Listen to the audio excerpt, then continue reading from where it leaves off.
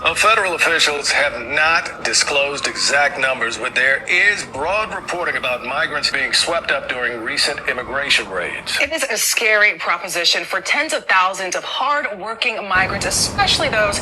So, as ICE agents flood New York City looking for dangerous individuals and gang members, they can wind up at pretty much any business. And while an alleged raid at one of Amazon's warehouses was probably shocking to everyone inside, immigrant advocates are outraged, saying workplace raids have nothing to do with deporting the high-level criminals ICE says they're after. Unless, of course, those criminals are doing whatever they can to hide in plain sight.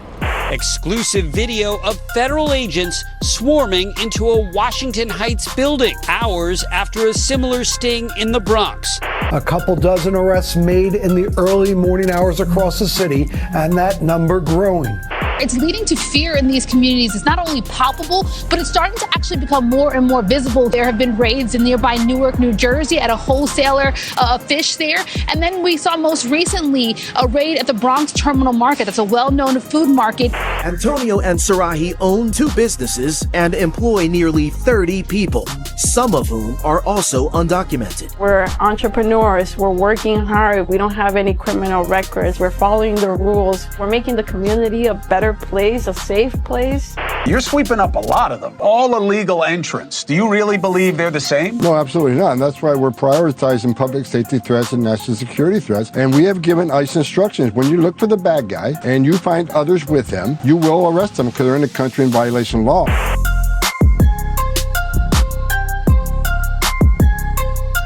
So an alleged ICE raid took place at an Amazon warehouse with a manager at the facility warning it might not be the last. And even though the news outlet on this says they can't confirm all the details, what nobody in New York wants to admit is that if ICE does go and raid a warehouse and they take dangerous criminals and get them out of the country, they've done everyone in there a favor. Because according to the border czar, ICE doesn't just raid random businesses. And if ICE gets a tip that a criminal is hiding at or being aided by a business, they may locate individuals in the company of that criminal who've got ties to them, are assisting them, and could also be dangerous. And the reason critics are so upset about this is there are over 400,000 people unlawfully living in New York City, many of whom have jobs that these businesses rely on, leading defenders of illegal immigration to claim ICE's enforcement actions could crash the local economy, as these immigrants are taking jobs Americans refuse to work at. An extreme statement for sure, as one has to wonder if it's possible zero legal New York residents will work in air-conditioned convenience stores or allegedly at places like Amazon, especially when a 2022 study revealed 17% of workers under the age of 24 want jobs but can't find them. And that brings us to the real reason why workplace raids are an important part of keeping the country both safe and prosperous, allowing a massive number of people to illegally live in your city and get jobs there just empowers the criminals who connect them with these jobs in the first place. We're talking gang members and the businesses that prey upon these folks, who, even though they claim they're making the world a better place, are doing no such thing when they underpay and exploit their workers. Now, of course, it's very hard to blame individual workers for taking jobs that are offered to them if they're here and need to feed themselves. But the businesses hiring these people instead of Americans are preying on their desperate situation, taking advantage of people who have zero workplace protections, like guaranteed minimum wage and labor safety laws. Plus, as you're about to see, when someone gets an illegal job at a legitimate-looking business, they're often only able to do it with the help of criminals who've embedded themselves in sanctuary cities.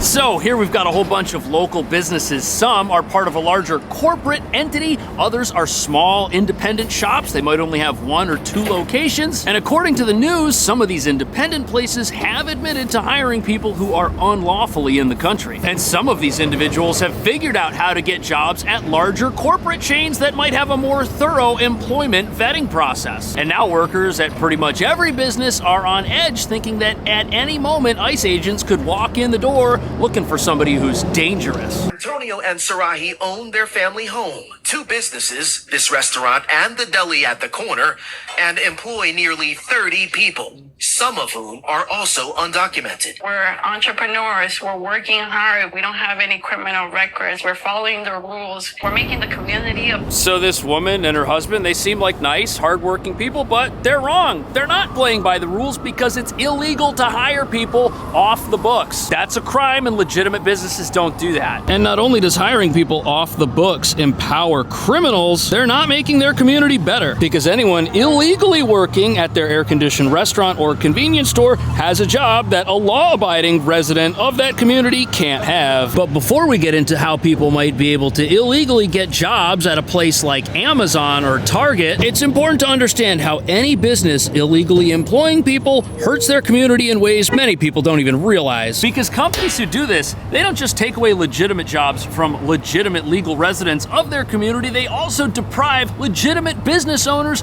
of the opportunity to compete in a fair marketplace. Think about that. How do you open a legitimate restaurant or cafe next to one that's not playing by the rules and has lower labor costs than you do? Your prices are automatically going to be higher than theirs because you pay more for labor than they do. And in a tough economy, whoever's got the lowest prices, they're the ones who are going to win and everybody else is going to lose. And if people are working at a place in an off-the-books manner, they're not benefiting either. Sure, they might have a job, but it exists in the shadows, and these people don't benefit from any of the worker protections which exist to stop predatory businesses from harming their workers in the first place. And living in a country where the laws that protect others don't apply to you is not the American dream. Instead, it just means that you're being taken advantage of. Worksite enforcement's coming back. No one hires an illegal alien out of the goodness of their heart. They hire them because they work them hard to pay them less and undercut the competition as U.S. citizen employees. But most importantly, where do we find most victims of trafficking? Work sites. They have to pay the cartels off. They force them in labor situations, overwork them, abuse them. So, you know, this is something that many people have never considered. The fact that when ICE raids a business, they find trafficking victims, that totally goes against the narrative that ICE is going into these places and pulling out people who wish they were there and are the happiest they've ever been. Especially when they're only going to businesses based on tips about ongoing criminal activity and the presence of dangerous individuals. They're not going to places where the only thing possibly going wrong are that otherwise law-abiding people are working illegally. And in New York especially, the signs of trafficking are everywhere. Literally, if you go to the bus terminal, a location where many asylum seekers and recent immigrants first arrive, you'll see signs warning people about this, which wouldn't be there if it wasn't a problem. And according to the Border Czar, when businesses do their hiring, they could be bringing people into their company who are trafficking victims, and they might not even know it. Yet that person's entire paycheck ends up getting turned over to the criminals who forced them to take that job in the first place. And where might these criminals find their victims? Well, this report says they're being located in the very shelters that New York City opened to keep people safe. Shelters which are infested with gang members because as a sanctuary city, we don't do background checks and police are banned from patrolling these places, which just allows the criminals who are smuggling weapons inside to become the de facto law and order standard, doing whatever they want to whoever they want and nobody can stop them. However, these gangs, they're not just getting people jobs at little mom and pop restaurants or convenience stores, they're also helping people get jobs at corporate entities that may have no idea they've just hired somebody illegally. Migrants being arrested repeatedly on the Mag Mile for retail theft. And once they were interviewed, they explained why. They were then being able to either buy or trade for Social Security numbers, cards, or American Permanent Residency cards. And this story we were getting over and over again. This is what the migrants were bartering for, fake ID. So this story is from a Fox affiliate in Chicago, but this same thing is taking place right here in New York. And fake IDs are being sold openly on our streets by gang members, which should be expected in a place that allows massive numbers of people in the country unlawfully to stay here. They're gonna need a way to provide for themselves, and that creates a marketplace for false identification. And where are people getting the money to buy their fake IDs? Well, according to this news report, they shoplift and steal and commit crime, which is such a problem in New York that our state is home to a $4.4 billion shoplifting economy. And when you walk through a store in the city, you'll see most products behind plexiglass. And although this is the obvious result of decriminalizing thefts that are non-violent and under $1,000 in value, this type of arrangement allows low-level petty thieves to do this as a full-time job, which is why you have so many open-air theft markets throughout the city where people are just reselling stolen goods on a sidewalk somewhere. But even if a person steals just long enough to get a fake ID so they can work at Amazon or Uber or Target or any business that actually checks, they're gonna need a real ID and a valid social security number. And the way these criminal gangs help people get an ID like that threatens every single person in our entire country.